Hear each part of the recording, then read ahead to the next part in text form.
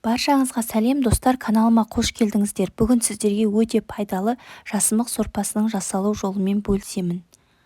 Бізге тауық еті, картоп, сәбіз, пияз және жасымық қажет болады. Жасымығымызды алдымен суға жуып, суға салып қоямыз.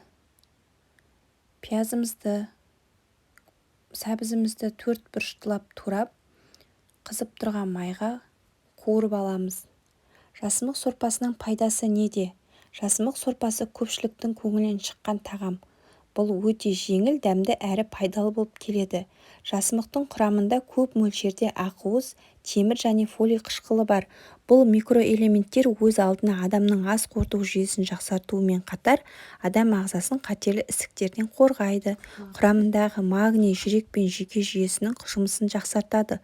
Сондықтан да көктемнің авитаминоз кезінде бұл тағамға көңіл бөлген жөн.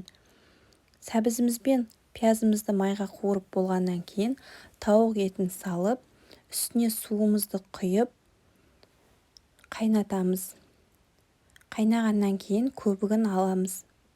Сонда сорпамыз мөп-мөлдір болады. Тұзын салып, картопымызды, жасымығымызды салып, бетін жауып, жарты сағат піскенше жай отта қайнатып аламыз. Видеоны соңына дейін көріп, лайк басып, тәп-тәтті арнасына тіркелуді ұмытпаңыздар. Пісіп болған сорпамызды блендердің көмегімен әбден қоп қою болғанша езіп аламыз. Сорпамыз дайын. Қалауларыңызбен әдемілеп дастарханға ұсыныңыздар. Ас болсын.